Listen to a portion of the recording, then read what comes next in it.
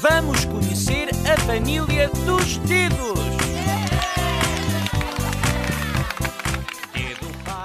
Olá, bem-vindo à Comissão Política, um podcast da editoria de política do Expresso para toda a família.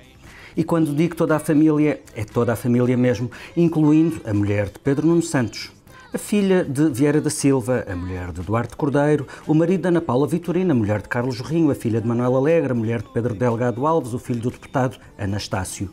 E claro, o filho, a mulher, a nora, o irmão e a sobrinha de Carlos César. Este episódio tem o apoio da TAP Air Portugal. Dê asas ao seu negócio e ganhe dinheiro enquanto voa. Adira já ao programa da TAP para empresas em tapcorporate.com. Já percebeu, vamos falar da alegre família socialista, a que alguns também chamam governo. Mas, como sempre, nesta Comissão Política teremos mais dois temas. Na semana em que Adolfo Mesquita Nunes anunciou que deixará de ser vice-presidente do CDS para se poder dedicar à carreira profissional, Nuno Melo, outro vice-presidente do partido, deu uma entrevista ao Expresso em que não põe de parte a hipótese de um dia liderar os centristas. Mas não será para já, até ver que Cristas não tem o lugar em risco. Quem também se mantém firme à frente do seu partido é André Silva, o líder do PAN. Julgo que será a primeira vez que o Partido das Pessoas, Animais e Natureza é tema na Comissão Política e não faltam mesmo razões para isso. Todas as sondagens apontam para um crescimento robusto do partido, que realiza um congresso no próximo fim de semana. Comigo para esta gravação da Comissão Política estão a Mariana Lima Cunha, repórter parlamentar do Expresso, que também acompanha a vida partidária do CDS e do PAN. Olá. Sou a Mariana, filha do António e da Isabel. O Vítor Matos, editor de política do Expresso. Sou filho do Diamantino e da Maria José. E o Bernardo Ferrão, colunista do Expresso Diário e subdiretor de informação da SIC. Olá, sou o filho da Maria do Rosário e do Bernardo. Eu sou Filipe Santos Costa, filho da Maria e do Carlos. Eu acho que deve haver uma reflexão também no Governo e no Partido Socialista sobre essa matéria. Todos nós percebemos a necessidade de pensar sobre estas matérias para que os cargos públicos não sejam ocupados tendencialmente por um grupo de pessoas com muitas afinidades. Eu acho natural que determinadas famílias, onde essa vocação e essa proximidade se multiplica, as pessoas tenham um empenhamento cívico similar. Na política, o que é importante na governação é a transparência, o conhecimento dos interesses que estão em causa em todas as decisões e a competência. Eu penso que o mal está exatamente aí, é ele achar normal que o Governo e depois tudo aquilo que anda à volta do Governo anda ali à volta também dos laços familiares, um primo aqui, um irmão acolá, uma mulher acolá. Ouvimos a suave crítica de Catarina Martins ao PS, num momento em que se amontou notícias sobre nomeações feitas dentro da família socialista. Seguiu-se a violenta reação de Carlos César, como quem diz que não há problema nenhum em trazer a família para lugares de nomeação política, porque fazem todos o mesmo. E, por fim, o comentário de Rui Rio, que foi um dos primeiros a pegar neste tema. Mal houve a remodelação de fevereiro, em que Mariana Vieira da Silva foi promovida a ministra num governo onde já o pai era ministro. Vítor, nessa altura, quando falámos da nomeação da Mariana Vieira da Silva aqui na Comissão Política e quando falámos das críticas de Rui Rio, ninguém se mostrou muito escandalizado por conviverem no mesmo Conselho de Ministros, pai e filha, para além de Eduardo Cabrita e da Ana Paula Vitorino, que são marido e mulher. Nessa altura, a questão, aliás, parecia não estar a ganhar lastro. Até que começaram a descobrir-se estes casos todos, uns atrás dos outros. Foi isso que fez a diferença, a quantidade? Acho que sim, acho que é uma questão de grau. Acho que é tolerável até um certo ponto, mas depois, a partir de um certo momento, isto passa a ser um padrão, e é um padrão que não é, digamos assim, aceitável. Isto em 20 anos, passamos do No More Jobs for the Boys para A Lot of Jobs for the Family, o que é, digamos assim, exagerado. Isto é uma replicação, acho que aqui vários aspectos diferentes. Um é haver pessoas que, por razões que podem ser explicáveis e atendíveis, fazem parte do mesmo governo.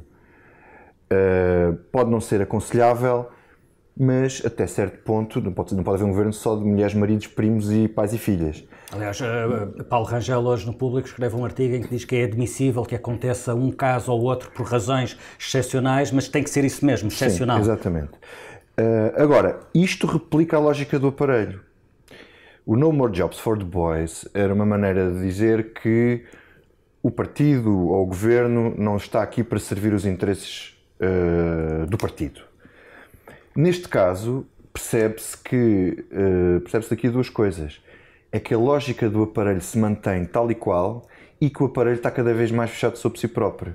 Ou seja, esta gente casam todos uns com os outros. E para além disso, depois levam-se uns aos outros para os lugares de confiança. A primeira parte não tem problema nenhum, a segunda parte pode ser um bocadinho mais complicada. Casarem uns com os outros é lá com eles. Colocarem-nos em lugares de nomeação. Portanto, há aqui dois... Isto nasce aqui dois embriões. Um é a JS, outro é a Câmara de Lisboa. Pelos vistos, as pessoas do JS gostam muito de conviver intimamente e acabam... enfim, nós não sabemos as outras relações informais que têm, mas aqui acabam casados e com papel passado e toda a gente sabe o que é. Pelo menos isso é transparente, pelo menos sabe-se com quem é que as pessoas que têm os empregos são casadas. E depois isto começou na Câmara Municipal de Lisboa, com a mulher do Pedro Nuno Santos, que já era amiga do Duarte Cordeiro antes de eles conhecerem. Depois era a mulher do próprio Duarte Cordeiro, que já era diretora na Câmara antes dele ser vereador. Depois trabalhava lá a mulher do Sérgio Sousa Pinto, trabalhava lá uma filha de Manuel Alegre, trabalhava, uma série de gente. Isso agora, como é normal nas lógicas de aparelho, passou para o governo, transferiu-se para o governo. E as justificações, por exemplo, que Pedro Nuno Santos deu no Facebook, que a mulher é uma excelente pessoa, uma excelente profissional de enorme competência e confiança, isso é de certeza verdade. Agora, há muita gente profissional, competente e de enorme confiança que não tem um emprego garantido, não é? Bernardo, estas questões do nepotismo, a endogamia, o favorecimento pessoal nas nomeações, isto tornou-se mesmo um problema para o governo? Sim, eu acho que aqui até se aplica um bocadinho aquela expressão do à vontade não devia poder ser o à vontadinha, não é? E é isto que está a acontecer neste momento, quando olhamos para estas... Por momentos achei que dissesses aquela expressão sobre a mulher de César. Não, essa já está suficientemente replicada e ultrapassada nos jornais. Aliás, tem piada que tenha sido escolhido Carlos César, ou que ele se tenha chegado à frente para reagir a toda esta polémica. Isso é sinal de quê? De falta de noção? Não percebo, de facto, não consigo perceber como é que Carlos César não entende que ele, de facto, não é uma boa pessoa para falar sobre isto. E não entendo, sobretudo, esta proximidade e este quase à vontade que António Costa permite a Carlos César para que ele seja permanentemente uma espécie de frente de ataque.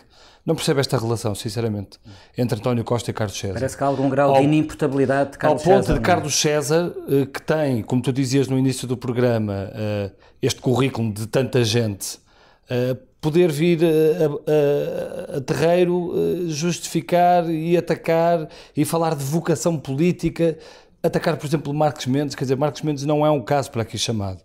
Porque, por exemplo, Marcos Mendes, é verdade que teve um pai na política e uma irmã na política, mas que eu saiba foram eleitos, não foram nomeados. Apesar de tudo, as listas, quem escolhe as listas... Está bem, não interessa, mas o pai de Marcos Mendes, quer dizer, o pai de Marcos Mendes foi há muitos anos atrás, sim, nem sequer faz parte... Só a família de Carlos César bate o bloco todo, quer dizer, bate os familiares todos do bloco que ele invocou. Portanto, acho que isto é tudo... Acho que isto é uma questão... são comparáveis, quer dizer, o que Carlos César vem dizer não há problema porque toda a gente faz o mesmo, mas a pergunta é, os partidos fazem mesmo todos o mesmo? Isto que estamos a ver com o PS já aconteceu. Isso era uma questão que eu queria colocar aqui, que é, no limite, a reflexão pode ser levada ao ponto de há uma maior dificuldade da política em ir buscar gente fora da política e, portanto, está tudo um bocadinho concentrado dentro do clube da bolinha. Não querem.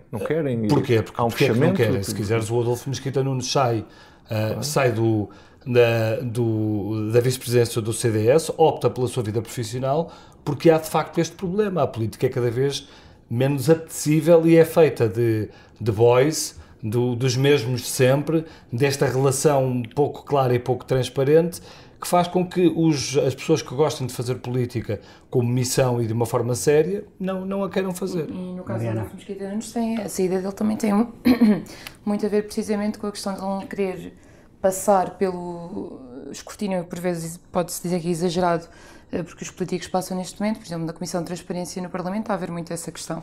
Se há quase uma perseguição de quem é político e estamos a caminhar para uma funcionalização em que só funcionários de partidos é que podem fazer política. Eu acho que aqui o problema da questão da endogamia, eu não conheço ao pormenor o currículo de todas estas pessoas e as competências não duvido que as tenham. O problema é quando há aqui um sistema completo que parece muito fechado e que realmente, de certeza, que no país haverá gente igualmente competente ou mais competente e que não consegue chegar, não se deu nos círculos certos, não se movimentou nos círculos certos. A aferição da competência é difícil de escrutinar, porque estamos a falar em muitos casos de gente que não fez outra coisa senão exercer cargos de nomeação política. O Pedro Nuno Santos elogia a mulher porquê? Porque é sua mulher ou porque é competente? Quer dizer, esta dúvida vai sempre persistir, mas repara, alguém ser competente, será competente por ser sua mulher? Será que uma coisa não tem nada a ver com a outra?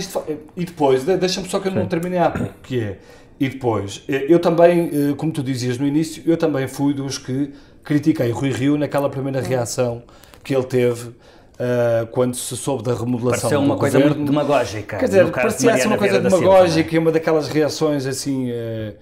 a alinhar um bocadinho, quer dizer, não fazia muito sentido o líder da oposição fazer aquela oposição e daquela forma. Mas afinal ele tinha razão.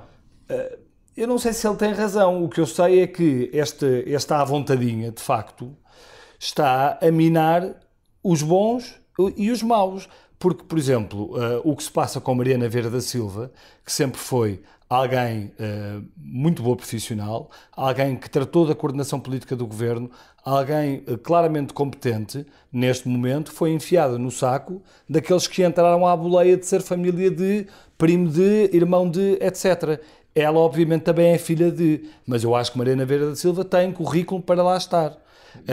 E há outros casos iguais. Portanto, agora são todos iguais. O que estava a dizer do governo, portanto, há bocado depois não acabei, é que são casos diferentes. Acho que para nós, conhecemos mais ou menos como as coisas funcionam, o facto de Mariana Vieira da Silva ter ascendido a secretária de Estado e a ministra, isso não acontece por ela ser filha do ministro Vieira da Silva. É óbvio. Até porque a questão nunca se levantou, Vítor. Que é porque, enfim, cresceu neste meio e tal, conhece, mas depois, esta parte final, acho que tem a ver só com ela e mais ninguém.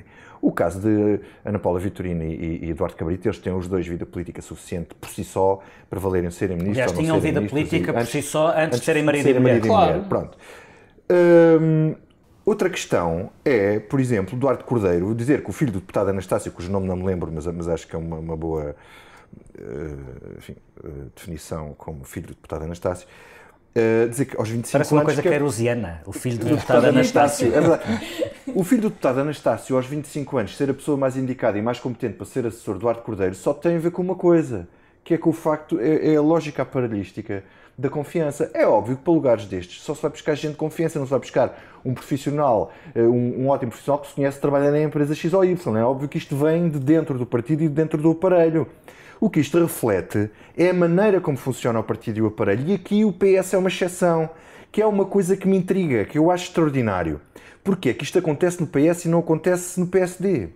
Quer dizer, temos a certeza que não acontece no PSD ou estamos mais atentos nunca agora? Aconteceu. Estamos mais atentos neste momento ao PS, mas eu não me lembro, e eu acompanho estas questões do aparelhismo há muito tempo, de esta questão dos familiares no PSD não tem a mesma... A questão do aparelhismo é igual, é exatamente igual. Mas esta questão dos familiares não tem a mesma relevância. Há de haver, com certeza, mas nunca houve nesta medida. E faz-me pensar, eu tenho ideia do PS como um partido um bocado maçónico.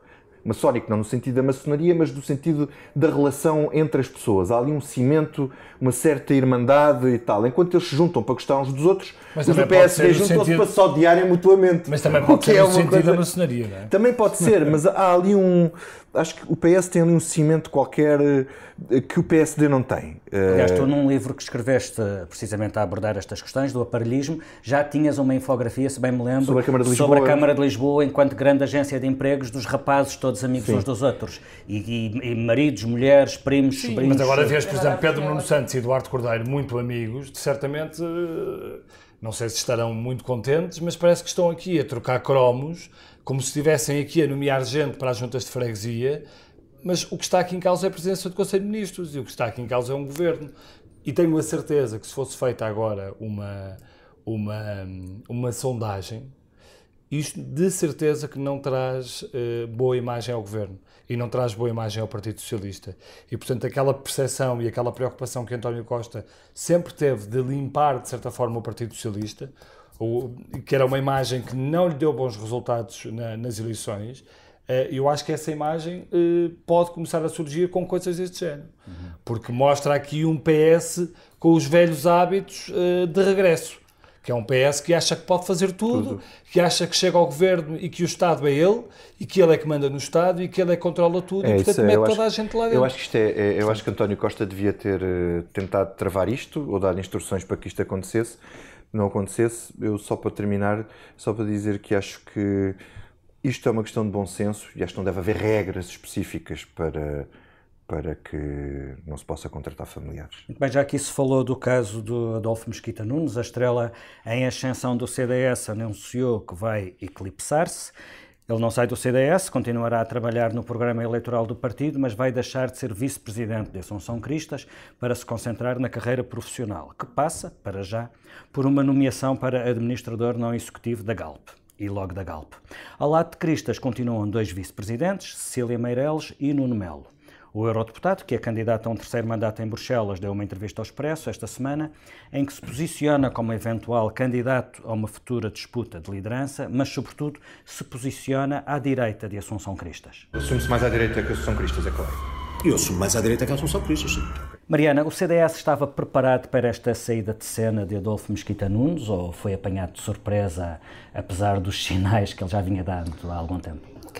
Sobretudo quem era próximo de Adolfo Mesquita Nunes, ninguém pode dizer que tenha sido apanhado de surpresa, porque ele foi deixando uma série de avisos ao longo do caminho e, como nós falámos há pouco, ele não estava interessado em expor-se a si, expor à sua família ao escrutínio que cada vez é maior. A questão até das fake news, etc., tudo isso foram argumentos. Aliás, ele não é deputado neste momento, é porque não quer. Integrar as listas em 2015. E recusou, aliás, agora a recusar tanto as listas para as europeias como para as próximas legislativas. Portanto, ele já tinha afastado essa hipótese do seu caminho, o que não quer dizer que não tenha desiludido muita gente que, de facto, acreditava que ele poderia ser uma cara para suceder um bocadinho na linha de Assunção Cristas e de, como se comenta no CDS, tapar a ala mais beata.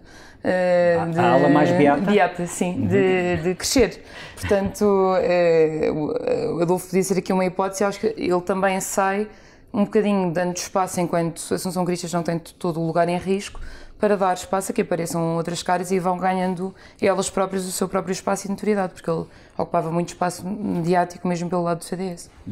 Bernardo, apesar deste afastamento ser explicado por razões pessoais e profissionais, isto pode fragilizar Assunção Cristas. Viu-se logo nas redes sociais gente de esquerda e até do PSD passar a ideia de que talvez este seja um sintoma de descrença no sucesso deste projeto. Sim, quer dizer, não é simpático para a Assunção Cristas perder um dos seus mais importantes braços direitos. Adolfo Mesquita Nunes era muito importante, de facto, na definição da estratégia da Assunção Cristas. A Vitória de Lisboa também, eu aliás escrevi-o também, acho que é dele. A Vitória, o segundo lugar da Assunção Cristas nas autárquicas. Foi celebrado como uma vitória. Mas só para jornalismo é rigor. Vitória entre aspas.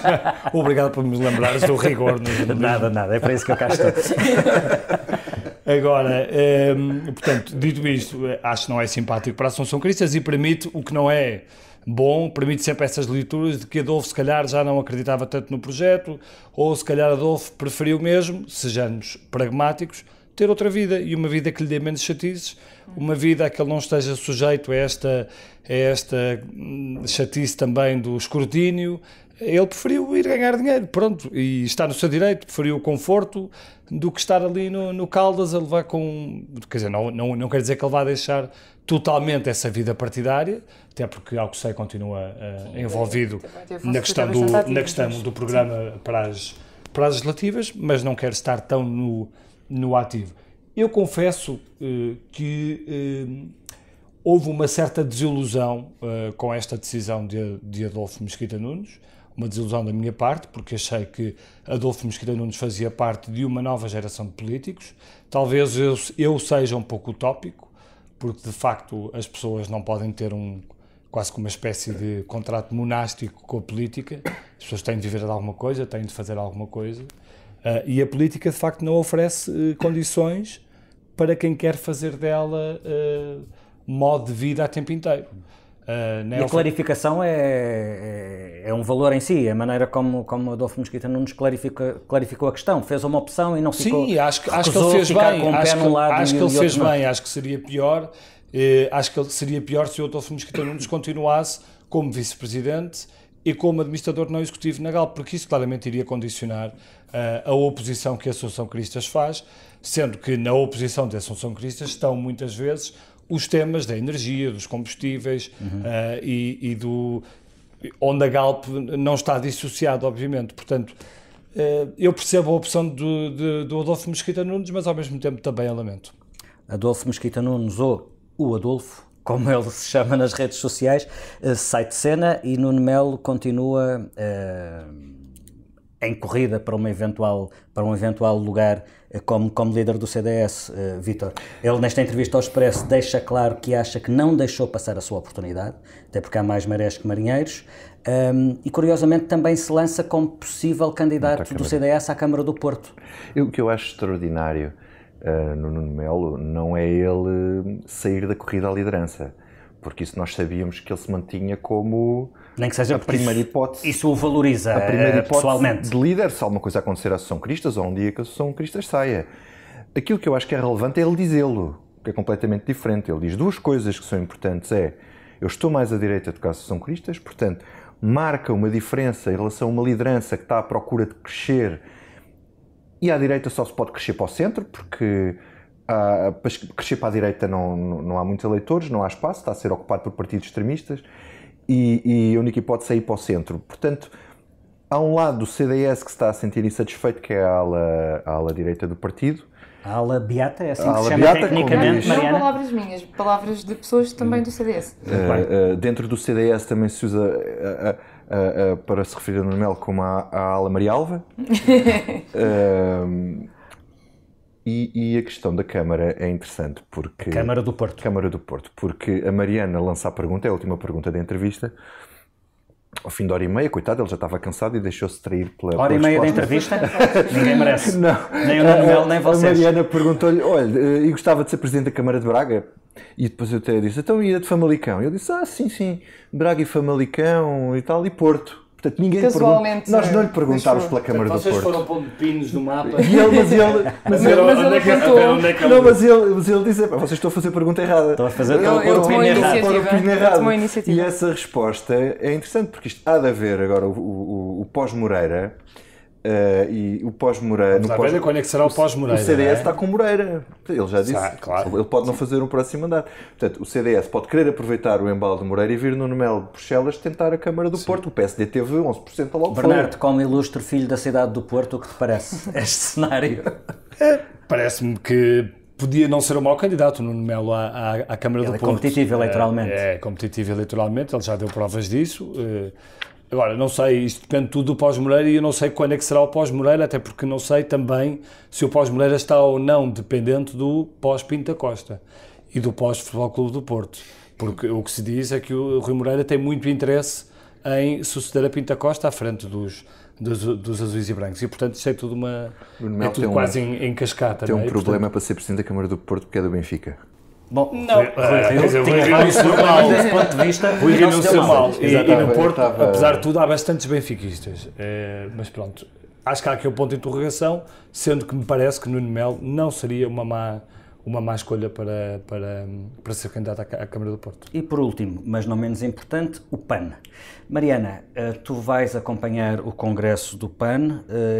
Eu suponho que não seja o primeiro congresso do PAN. É o 7º. Confesso que é o primeiro de que eu me dou conta. Sim. Porque por alguma razão o PAN passa debaixo do radar. O que é expectável neste congresso do PAN? Eu penso que está a tender a passar menos debaixo do radar, aliás... Até que já se percebeu que aquilo é a sério. Sim, agora percebe-se que pode ganhar alguma... Primeiro, obviamente, olhando para as sondagens, percebe-se que há um crescimento a nossa última sondagem dava 3%, mais do que a Aliança. E 3% significa duplicar a votação de há 4 anos e, como dizes, ficar à frente da Aliança de Pedro Santana Lopes. Portanto, isso pode ser significativo e eu penso que mesmo em termos mediáticos o PAN começa, agora é rara a semana que não há uma proposta do PAN e normalmente são propostas com temas sexy, perdão, e portanto, e que começa a notar-se. Eu penso que a estratégia do PAN tem sido, nós há uns tempos fazíamos um texto, um bocadinho de análise sobre isso, não a de vencer imediatamente nas propostas que coloca, porque nem sempre tem apoio para isso, mas a de colocar temas na agenda e de defender que tem uma agenda própria, que não é nem de esquerda nem de direita, mas que pode convencer eleitores que estejam mais inclinados para causas do que propriamente pela lógica habitual de, lá está, de divisão esquerda-direita. E, portanto, eu lembro-me que nesse artigo André Silva tinha uma frase que dizia: não há dúvida que o comboio está a andar. E, portanto, ele tem na ideia dele, de facto, ele acha que dá voz a uma vaga de fundo social e que o PAN é o braço político disso e, portanto, que tem ali uma espécie, nas palavras dele, de evolução civilizacional, que aquilo é que está a dar voz. Vítor, há uma espécie de desacerto entre o eleitorado e a comunicação social no caso do PAN. Parece sempre que damos menos atenção ao PAN do que aquela que dão as pessoas.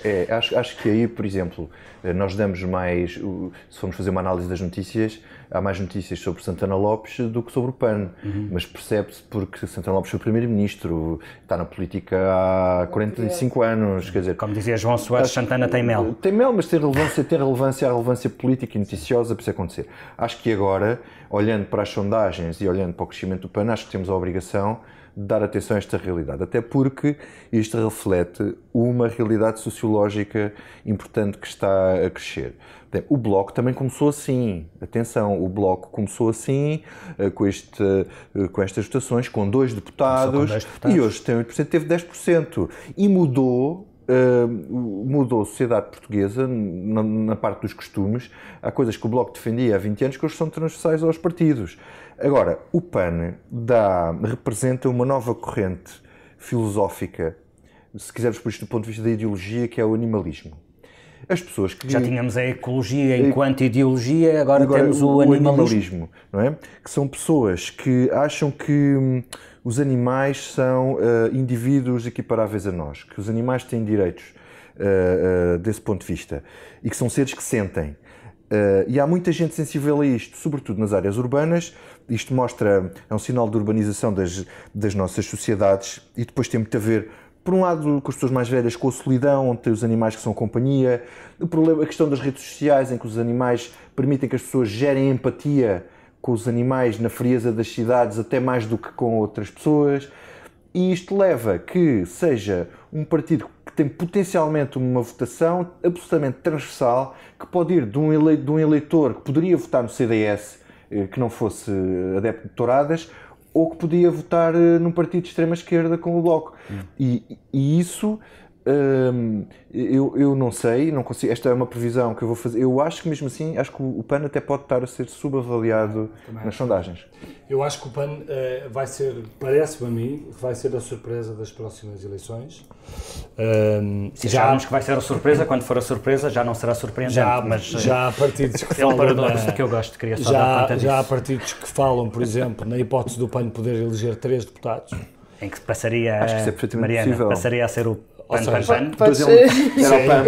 Não te queria tirar o crédito dessa piada. Porto, Lisboa e Setúbal. Já há quem fale na questão de Setúbal. E eu acho que... Não é impossível Braga, atenção. Não sei. A questão do PAN, eu acho que... Eu concordo com o que o Vítor estava a dizer, na comparação que fez com o Bloco, porque eu acho que o PAN se pode tornar, ou se está a tornar, de facto, num partido de protesto. Num partido em que muitas pessoas que já não se identificam com os grandes partidos, nomeadamente com o Bloco, e já meto o Bloco nisto, nesta questão dos partidos do arco da governação, se quiseres, e portanto o PAN vai receber muito desses votos. E depois o PAN, o que é que oferece às pessoas? O PAN oferece às pessoas coisas muito concretas. As pessoas conseguem, não é? São propostas conseguem que se perceber realizam. que quando votam PAN estão a votar numa coisa concreta, recebem qualquer coisa em troca. Seja nos animais do circo, seja na questão dos animais domésticos, seja... Portanto, há ali uma grande troca das coisas concretas. Sobre a questão do passar debaixo do radar, eu acho que esse é um problema também do jornalismo, que é um problema que o Bloco de Esquerda, que também aconteceu com o Bloco de Esquerda, o Bloco era sobre exposição, teve sempre sobre exposição em relação à apresentação mas positiva, porque eu acho que o Bloco de Esquerda nem sempre teve o escrutínio que deveria ter tido. É verdade. E acho que o PAN, muitas vezes, os jornalistas e a comunicação social não olham para o PAN e não fazem o escrutínio que deviam fazer ao PAN, e portanto o PAN tem que ser olhado tem que começar a ser olhado de forma diferente, parece-me. Tem que começar a ser tratado como os outros partidos. Sim, porque é de facto os outros partidos e pode viabilizar questões importantes para um governo minoritário, por exemplo. Pode ser a chave de um governo em que o PS fica à bica da maioria absoluta, mas não atinge. Não sei se poderá ser um próximo Caslimiano, mas nada disso pode estar aqui fora dos cenários, não é? E portanto, André Silva tem de ser tratado com a importância que neste momento merece ele e o seu partido. Vamos então a outras coisas que não nos saem da cabeça. Vítor, o que é que não te sai da cabeça esta semana? Olha, Filipe, eu não me saía da cabeça as cheias de Moçambique, mas sobretudo um episódio, coisas extraordinárias que acontecem nestas circunstâncias, de um grupo de homens, um grupo de 40 homens, trabalhavam para um português, Manuel Guimarães, numa quinta no centro de Moçambique, em que passaram o ciclone a fazer um muro à medida que ele caía para que não passassem 26 mil crocodilos para dentro da propriedade e que poriam em risco a população. Enfim, 26 mil crocodilos não acho que seja uma coisa imaginável. Agora, não me sai da cabeça há poucas horas, porque chegámos à redação e tivemos a notícia da morte do João Vasconcelos, o ex-secretário de Estado da Indústria, um dos promotores da Web Summit em Portugal. Acho que foi um choque para toda a gente e pronto, eu estou sem palavras e acho que devemos aqui lembrá-lo. Bernardo. Eu também queria, não posso deixar de deixar aqui uma palavra de homenagem ao João Vasconcelos. A notícia foi conhecida há pouco. João Vasconcelos é alguém que de facto foi importante do ponto de vista da questão da promoção da Web Summit, das startups, etc. em Portugal. De certa forma, ele começou a introduzir um pouco esse discurso, fez parte do governo de José Sócrates. Aliás, foi lá que eu conheci melhor João Vasconcelos, porque ele trabalhava no gabinete de José Sócrates, mas acho que merece uma homenagem por todo o trabalho que fez e pela forma como se dedicou à causa pública. Mas havia outra coisa que tu querias falar antes. Em relação ao que não me sai da cabeça, de facto, hoje vamos conhecer os números do déficit, através do Instituto Nacional de Estatística, e sempre que falamos de déficit, certamente vamos falar de recorde e de contas públicas espetaculares, etc., mas isso foi feito com custo. E, mais uma vez, hoje a capa do Jornal de Notícias traz, ou reflete, se quiseres, um pouco desse custo. Avarias no INEM põem em causa socorro no Porto, Gaia e Coimbra. Soubemos que ontem, mais uma vez, estiveram ambulâncias paradas e sem conserto, sem reparação. 3 ambulâncias desta vez. E isto dá-nos muito que pensar até que ponto é que estamos a sujeitar a população a um Estado que de facto não está a funcionar. E só mesmo para terminar, quero contar só uma experiência. Eu fui a uma loja, no outro dia, uma loja do cidadão, tentar tirar o cartão de cidadão e não vos aconselho que façam o mesmo, mas de facto começa a ser um problema muito sério tentar tirar o cartão de cidadão em Portugal. Porque ou tentas agendar e só te permitem o agendamento para daqui 2, 3, 4, 5 meses, ou se fores a um balcão de atendimento, é um inferno. E não podes sujeitar alguém que paga impostos, alguém que vem viver para o país como imigrante, etc. Não podes sujeitar as pessoas àquilo. Aquilo parece gado. As pessoas são tratadas como gado e, portanto, acho que alguma coisa tem de ser feita. Falamos tanto em simplex e, neste momento, aquilo é tudo menos a imagem de algo simples. Mariana, o que é que não te sai da cabeça esta semana? Vou tentar ir aqui para um comic relief no final do episódio. O que não me sai da cabeça é um confronto de titãs que aconteceu esta semana entre Madonna e Basílio Ward. Nunca pensei dizer esta frase, aliás. Madonna e Basílio Ward, só a imagem. Um deles foi meu professor. A Madonna. Adivinho qual? Sim. A Madonna, eu canto o lírico. A dançar. Já percebi. Eu nunca pensei ler o líder. Este aqui é do Observador que li esta semana, que é o seguinte. O presidente da Câmara de Sintra reagiu este domingo às notícias de que tinha impedido a cantora norte-americana Madonna de levar um cavalo puro sangue lusitano para dentro da Quinta Nova da Assunção. Mas era um puro sangue lusitano, pelo amor de Deus. Já ninguém respeita o puro sangue. Já ninguém.